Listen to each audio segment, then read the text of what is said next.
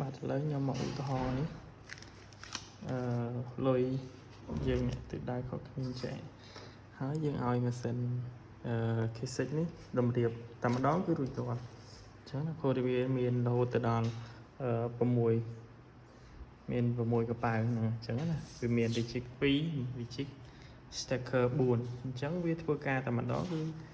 រួចរាល់ហើយអញ្ចឹងណាអូខេឥឡូវយើងធ្វើការចាក់ហ្នឹងហើយយើងប្រើជាមួយនឹង face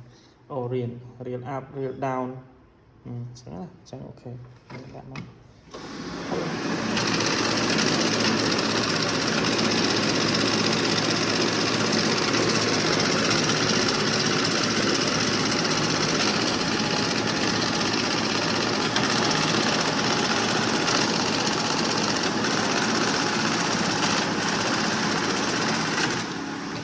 គឺ4កប៉ៅហ្នឹងគឺវាធ្វើការទាំងអស់អញ្ចឹងណាអូខេអញ្ចឹងយើងមកមើលកប៉ៅទី1ទៅទី1របស់យើងអូខេស្របគ្នាហើយយើងទៅមើលកប៉ៅទី2អូខេគឺមកដូចគ្នាទាំងអស់គុំកប៉ៅទី1ទី2ចូលគ្នាកប៉ៅទី3អូខេនេះអូខេនេះចូលប៉ៅទី4អូខេនេះតម្រង់បែបនេះអូខេអញ្ចឹងគឺវាងាយស្រួលវាធ្វើតែម្ដងគឺរួចរាល់អញ្ចឹងណាអញ្ចឹងក្នុងដុំនេះគឺត្រូវមុខទិសដៅគ្នាទាំងអស់គឺលឿនងាយស្រួលប្រើមែនតើជាមួយនឹង model K6 អញ្ចឹងណាអញ្ចឹងតែម្ដងគឺរួចរាល់បែបនេះឃើញទេអញ្ចឹងគឺលឿនឆាប់រហ័សបើវាធ្វើការបែងចែកប្រភេទម្ដងបាន4 Dino អញ្ចឹងវាធ្វើការងារលឿនអញ្ចឹងជំនាញតេស្តជាមួយនឹងមិចប្រភេទអូខេឥឡូវខ្ញុំធ្វើការកំបាញចូលគ្នានេះមានដាស់ 30000 អូអាចជាស្រេចក្តាស់ 10000 ដាស់ 50000 20000ហ្នឹងហើយ 20000 ហើយនឹង 15000 ហើយខ្ញុំនឹងធ្វើឲ្យ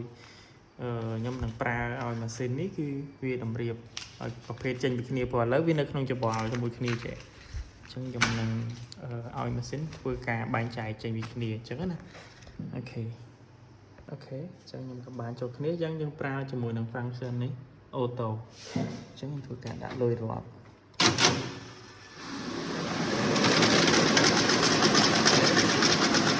ដាក់ 10000 ដាក់ 50000 20000ហើយនឹង 15000 អញ្ចឹងណាវា reject វាអាចនឹងចាប់តំណែងអត់បានអូខេអញ្ចឹង3សន្លឹកនេះវា reject អូខេអញ្ចឹងមានន័យថាវាធ្វើតែម្ដងគឺរួចរាល់ដាស់ 10000 មកសុទ្ធគេដាស់ 50000 មកសុទ្ធវាបែងចែកគ្នាបែបនេះដាស់ 20000 ហើយនឹងដាស់ 15000 អញ្ចឹងគឺវាមានភាពងាយស្រួលបែបហ្នឹងអញ្ចឹងវាធ្វើតែម្ដងគឺរួចរាល់ទាំងមុខទាំងទិសដៅវាមានមុខងាររបស់វាយើងចង់ឲ្យវាបែងចែកប្រភេទយើងចង់ឲ្យវារាប់ចម្រោះយើងចង់ឲ្យវាតម្រៀបយើងចង់ឲ្យវាបែងចែកលុយចាស់លុយថ្មីអញ្ចឹងគឺប្រភេទ K6 នេះគឺត្រូវជាមួយការងារហ្នឹងអញ្ចឹងណាគេរូបរាងវាអូខេធំគួរសមដែលយើងដាក់ផ្ដេកហើយយើងអាចថែមជាមួយនឹងextension ដើម្បីចងលុយអញ្ចឹងមានន័យយើងរាប់ហើយវាចងឲ្យក៏បានដែរអញ្ចឹងណា